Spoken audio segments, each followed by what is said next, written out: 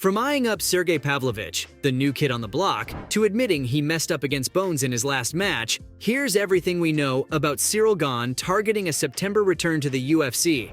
Gane is looking to shut down Pavlovich's hype train. During a recent interview, the Frenchman's coach shared some insights into his future in the promotion. It's a fact that Gane got completely owned in the octagon that night at UFC 285, so now he'll be looking to get back in action soon. Ciryl himself has stayed quiet since the loss in March 2023 and didn't say anything about returning right now. That's kinda understandable. I mean, getting beaten like that would have messed up his mind for sure. But what better way to find himself again than to get back in the octagon? Gane doesn't have a fight booked as yet, but Fernan Lopez gave an update to the fans about when they can expect him back. According to him, they won't have to wait too long because the former interim heavyweight champ is looking to get something on the cards in September 2023. When Lopez was asked about the opponent that he wants Gane to go up against, he said that the Russian Wrecking Ball would be a good fight. The French superstar is in a weird spot in the UFC right now because he lost 2 title fights in 2 years and got a lot of his flaws exposed. So defeating a rising talent such as Pavlovich will do wonders for his resume, but he can't afford to sleep on the Russian either. Sergey's been on a tear in the heavyweight division for a couple of years, and his performance speaks for itself. Since losing his debut match in the UFC against Alistair Overeem, the Russian has demolished the division. He's taken on and beaten fighters like Derek Lewis, Tai Tuivasa, and more recently, Curtis Blades. Pavlovich hasn't only beaten them, he's knocked them out cold. In fact, he won all of the last 6 fights with knockouts. You guys know that the pool of elite heavyweight fighters isn't that big, so the Russian's impressive run so far means that he's in title contention as well. But if that doesn't happen immediately, then taking on Gane would be the next best thing he could have hoped for. This kind of works out for the UFC as well. You see, no one knows for sure what's happening to Jon Jones versus Stipe Miocic, and the promotion just can't put the whole division on hold because of that. So giving the fans a high-stakes heavyweight match could be for the best after all. And that'll be a pretty exciting fight to watch too. Both Gane and Pavlovich are guaranteed to stand up in the octagon and trade blows. And you all know how fun a striking match is to watch. Plus, it'll give the promotion a chance to establish the next title contender as well. And Sergey's doing all he can to promote himself. After laying waste to Blades at UFC Vegas 71, the Russian proved his doubters wrong. He showed that he can hold his own against the wrestlers in the division because he's put a couple of them to sleep already. Pavlovich took this opportunity to take a sly dig at the reigning champ. He posted a collage of all 6 of his knockouts on Twitter and captioned it, "I'm sure one person is looking at this right now and is very worried." That was obviously intended for Jones because the Pavlo has surpassed Miocic in the UFC rankings and is within touching distance of that #1 spot. John hasn't responded to it as yet, but it'll be a great match if you think about it. Sergey is now the hardest hitter on the roster after Francis Ngannou left the UFC, and Jones really wanted to fight the Predator, so now he can fight a younger version of the Cameroonian. What's more is that people are actually pushing the Russian toward the title now. If Stipe backs out of the title fight against the GOAT, then they have the next contender already waiting for that chance. This is something Pavlovich should be chasing. Even Daniel Cormier thinks so.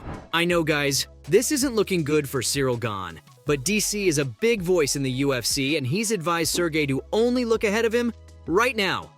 Gane would definitely be a good fight for the Russian to take, but it'll be even better if the Parisian can convince Dana to have him as a backup to Jones versus Miocic. That way, he'll make more money, can stay in shape for anything that comes up, and he'll have a lot more time to watch and prepare for Jones. Cormier also revealed that Sergey was actually the backup at UFC 285 as well, and would have stepped in if either John or Gane dropped out of the main event. Now that was before Pavlovich knocked out Blades cold, so in just a couple of months, the Wrecking Ball made a pretty decent chunk of change. Gane would obviously want to establish himself once again as a top contender, so wouldn't exactly be rooting for Sergey to chase the title just yet. But the Frenchman really can't expect to get right back in the cage with Jones, especially after what happened to him last time. I mean, this was such a big event. Everyone was anticipating the return of the MMA GOAT, and he didn't disappoint.